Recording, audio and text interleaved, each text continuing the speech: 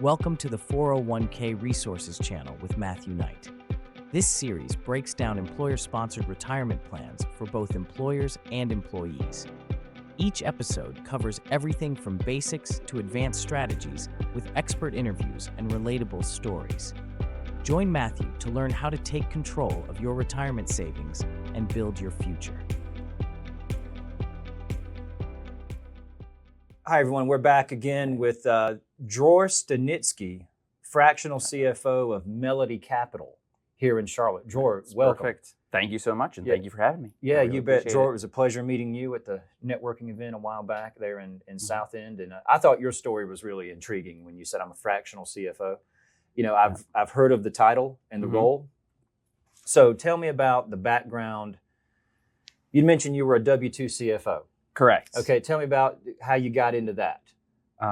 So I'd say it's pretty straightforward. So I've been doing finance in the different roles for the past almost 15 years. And throughout the different cycles and reaching to the point of, like you said, a W-2 CFO, I constantly saw the same problems, low-hanging fruit, and companies focusing, again, in my opinion, on the wrong things. The title CFO, which is used very broadly, but at some point kind of always goes back to regulatory, accounting, call it bookkeeping, all that things. And there's so much more to being a CFO. That was one. Two, the companies I worked for, again, I think we talked about this. We're all used to reading on, right, Yahoo Finance, Google and Facebook, and billions and trillions of dollars. Most companies are not like that. And the salary that a good CFO commands, and I know what it is, with 401k, with healthcare, is a lot. And I'm sure there's a smarter way to do it, because you do need financial leadership, but I think there's a better way to do it than spending $350,000, $500,000 a year. Okay.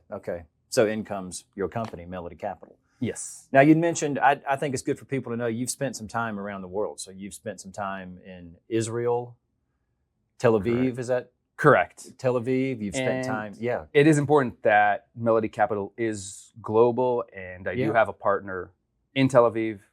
So we have offices here in Charlotte, North Carolina, and in Tel Aviv.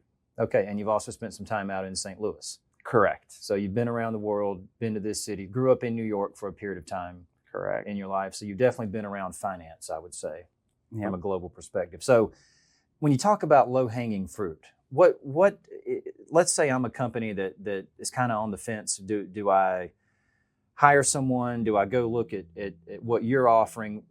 What's low-hanging fruit when you say, let's go in and find the low-hanging fruit that a CFO would want to, I guess, clean up or pick? So I used this term before, and we talked about it, financial leadership. Accountability, it is what it is. So everyone has the day-to-day in that bookkeeping and that accounting, but we forget with time passing to look at the other things. What's low-hanging fruit? Someone to just go and look at vendor contracts or supplier contracts, or look at operations from just an accountability perspective. Why are we doing things the way we're doing them? And you very quickly find out that you can save a lot of money just by picking up a phone call. And I think we mentioned this.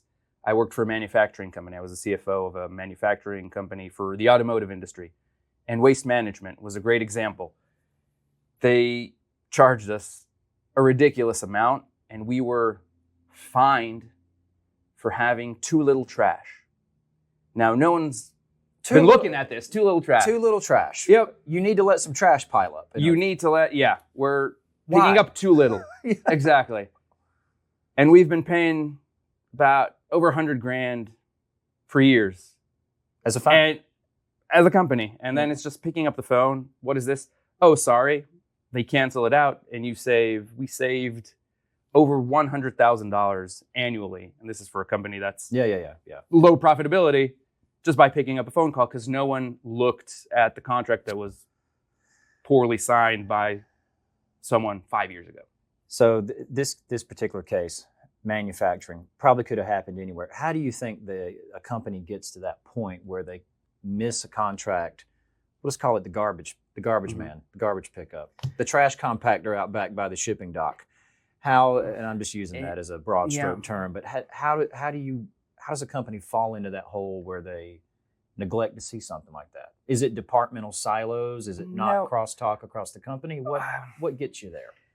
It's problematic. Again, personal opinion, I'd call it other people's money. I think nowadays, and that's where I'm also having difficulty in, kind of bringing this fractional view. You need to care enough and for it to be your money. So when you have hired CEO, hired CFO, everyone's so busy in the day-to-day and you're just used to it, and you came to a company and it's always been there, or again, you're doing the bookkeeping, you don't take a step back to think about these things. And you said it because I gave an example about manufacturing, but I have seen this in high tech. Happens anywhere. I've seen my company pay $50,000 a year for 6 landlines to AT&T, where not only were they not used, we didn't know we had landlines. Do we have landlines here, by the way? Our landlines are gone. Okay. Paying for software that isn't used. So I don't want to focus on, that's why I say it's low hanging fruit. It is everywhere. The company, I worked for big corporate and we did M&A. So I was responsible for and I see it all the time. I would probably walk in and never, other people's money. So I would walk into a place and probably never pick up on any of that. We're like, okay, well, that's supposed to be there. Yeah, exactly. We got landlines. We got the big Toshiba handsets. We must need that. So other people's money kind of takes me back to, the kid who gets the allowance. It's not my money. And when I waste it, I can just go ask again and I might get more. So that kind of makes me think, we talked about the founder aspect, other people's money. Correct. Let's pivot to working with a founder, and let's say the company's smaller. And it could still be manufacturing, or, when we think founder, my mind just defaults to, some type of tech company or an AI startup. But really that could happen in manufacturing too. When you're not spending someone else's money, let's say the company's smaller and you're going to talk directly to the person who has the purse, so to speak. Yeah. So the needs then change. So the concept of the fractional CFO is you do want that CFO with you, that right-hand man. And I've seen the importance and truly believe that a good finance leader can make or break a company. But if we were talking about founder-led, which means they're more early stage, first of all, we're talking about usually them not having enough money and the scope of work. So the saving aspect there is, I would say, less the pitch or not where the focus is. Be the future, I suppose. But it would be more the loneliness of the founder. It is very hard to go these routes alone. And there are a lot of things that I've seen, and I have so many examples, that building things the right way, and you do want that CFO. So you don't have money to pay a CFO. Your investors, it's not the right thing to do, and I would not recommend filling up with your C-suite. That was easy to do back in 2020. That's not going to happen now. You're not getting, you could throw a rock and raise $25 million back in 2020. It's very hard to raise money now unless you're, defense tech or a few of those buzzwords. What defines success for one of your clients? What does that look like? So the first thing I would do is ask the client, what are they looking for and how do they define success? I think when you ask that in your mind, you're kind of thinking of a project here for 3 months. And that's the message I want to convey, that it's not that. It is being a CFO. It is a long time partnership, 3-5 years. I don't want it to be, oh, we just need this guy to Tell us how to do this one thing. Yeah, And get help it out. us move from NetSuite to, I don't know, QuickBooks Online, Something. to Xero, to something. Yeah. That's not what I want to do. Okay.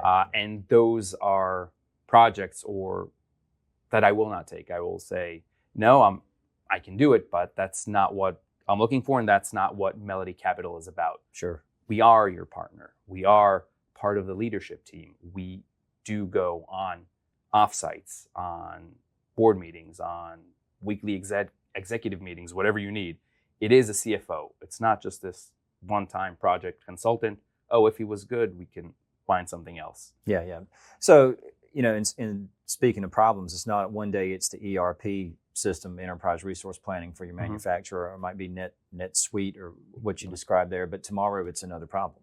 Correct. So you've probably seen a handful of problems roll down the line that There's always, you can't look at tax benefits, look at how do we make operations better? How do we, the HR view of it, like we mentioned, Yes. retention. There's so much to do. And yes, there's the bookkeeping and the regulatory and the annual filings. All that's important and all that will be done, but there's so much more. So, on the topic of founders, what's been a common blind spot with founders you've encountered and worked with so far? What would you want? What would you want to tell them? Like, you're missing. One, I would tell them and focus the importance of cap table, meaning the equity share. So there is a tendency to give either too little, but a lot of time, it would be too much. Oh, of course, it's the three of us, so it's 30-30-30, or it has to be split equally, or you want someone on an advisory board. Sure, I'll give you 8%, and you give that to 3 people on your advisory board, and now you've given 24% of your equity. You have just killed the company before it has ever launched. No one will invest in that company, and a wrong partnership or too much equity, and sadly, I saw this happen exactly 2 months ago. Okay. The company, we got there a smidge late. Great idea. In healthcare, wrong partner, amazing founder, and gave 50% for too little. And that's it. Like, long story short, we stopped. The company's dead. The IP's dead. That's it. Because of wrong cap table. Wow. And there's a lot of those small things. Okay. But that are big. Okay. Yeah, it's good to know that. I think it's good for those watching Yeah. to take note of that too. So in the area where I'm normally operating is in group benefits, like the retirement plan. So I come in and install the retirement plan and serve as advisor for companies. So in your experience, have you helped companies advise on whether they should or should not start a retirement plan, or cut one, add to one? Like, one instance is maybe a company's going through a lot of turnover and it's costing them a lot of money in training. Correct. And the whole might be, well, you need to implement this or that to sort of round out the comp package. 100%. Yeah. 100%. And that's where I was in the manufacturing company. We did start implementing. Again, it's not something that I would implement myself. That's not my area of expertise, but it is seeing enough companies and having enough experience going to the CEO, going to the board and saying, hey, here's what we can do.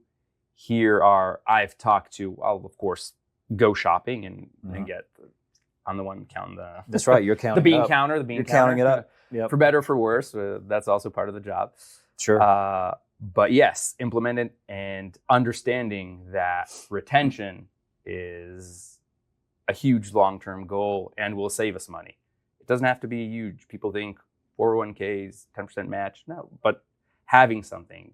Let's try and implement an HSA, an FSA. Don't know if you guys do that or work with an advisor. Advise on it. I would or definitely take part in it. lead Sure. that process and look to work with the right people.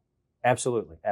Any and all the above, we consult on. So that's good to know.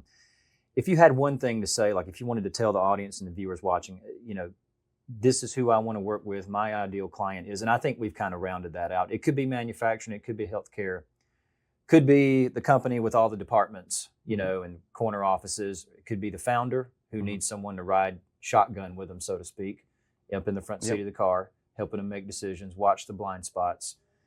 Tell us about who you're looking for in like client load, because we did touch on that in our earlier conversation. And like as a fractional CFO, just think about the fraction of a 5-day work week. Maybe I'm at company A for 2 out of 5. I'm at company B 2 out of 5. Company C 1 out of 5. I come on Friday. Is that kind of what we're looking at here? That is what we're looking at. That's a rough sketch of it. Yeah. Hopefully in the future it'll be a good problem to have when there are too many clients, but because I am doing things differently, and so is my partner in Israel, we are kind of boutique and we can't take on 10. So if I'm saying I'm going to be your CFO and come into the office, like we said, it'll be a pricing issue. Do you prefer once a week or twice a week and save you money that way? I would say the ideal client here in the US would be 30 to 100 employees, they get $20 to $80 million in revenue. Okay. These companies usually, well, not usually, always, I can say that even before I was there. Yeah. There is that low-hanging fruit. There is probably an accounting team. There's a bookkeeper. And again, use any terminology you want. Senior accountant, bookkeeper, controller, someone doing the books. Sometimes that person has the title of maybe a VP finance or CFO, but they're probably just doing bookkeeping. And it would be very smart to bring someone in. And the risk is so low. The problem is with that thing is the politics. So to add just the last sentence to your question, probably a company that's private equity led, I would say, because we're going back to that other people's money. So someone that cares about the money. Mm-hmm. And again, it's very low risk. Try for 2 months, doesn't work. I'm not a W-2 employee. Adios. And either I saved you money or I didn't. But I got a feeling you will, though, based on talking to you. I think you will. I will for sure. 100%. Folks, this is George Stanitsky, MelodiCapital. This guy's worth knowing. Hope you enjoyed the segment.